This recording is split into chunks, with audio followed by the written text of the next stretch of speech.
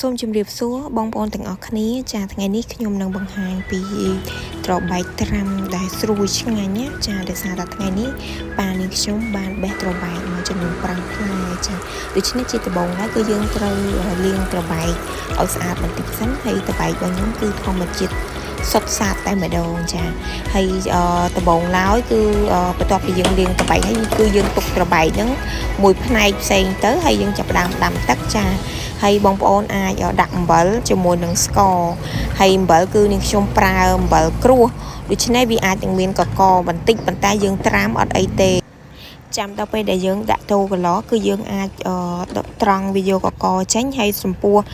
ស្ករសគឺយើងដាក់បរិមាណជាមួយនឹងអំបិលដែរហើយបងប្អូននៅពេលដែលទឹកពុះហើយចាយើងបិទហ្គាសហើយបងប្អូនយកតបែកយើងហ្នឹងដាក់ត្រាំក្នុងនឹងតែម្ដងទៅដោយសារតាខ្ញុំខ្ជិលចាក់ចូលកន្លោចាដោយសារខ្ញុំមានតែកន្លោជ័រអញ្ចឹងវាអាចនឹងធំក្លិនហើយណាមួយពេលយើងដាក់ចូលក្នុងកន្លោហើយគឺយើងអត់តាន់គ្របទេយើងទុកឲ្យត្រជាក់ដែរអញ្ចឹងខ្ញុំធ្វើការត្រាំអញ្ចឹងទៅហើយយើងអាសាចាត្រឡប់តបែកហ្នឹងប្រែចុះប្រែឡើងដើម្បី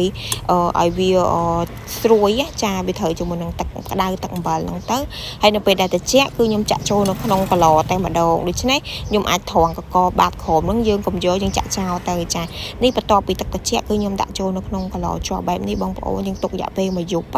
ចារយៈពេលមួយយប់គឺយើងអាចយកមកស្រង់ញ៉ាំបានហើយចា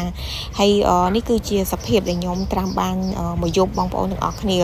ហើយបងប្អូនបើសិនជាចង់ឲ្យស្រួយត្រជាក់ឆ្ងាញ់បងប្អូនអាចយកទៅដាក់ក្នុងទូទឹកកកទៅចាយើងញ៉ាំបានយូរថ្ងៃហើយបងប្អូនបុកអំបិលម្ទេសឲ្យហឹរបែបនេះមកគឺរសជាតិកាន់តែឆ្ងាញ់តែម្ដងចង់បានអីវ៉ាន់ស្អាតតម្លៃសមរម្យគុណភាពសម្រាប់ព័ត៌មានលម្អិតបងប្អូនអាចឆាតចូលពេកបាចេណាតឬខតតាមលេខទូរស័ព្ទសាឡាមេ5ផ្លូវ8 9 ចុងពីផ្នែកជាតិលេខ5ចម្ងាយត្រឹមតែ10ម៉ែត្រប៉ុណ្ណោះ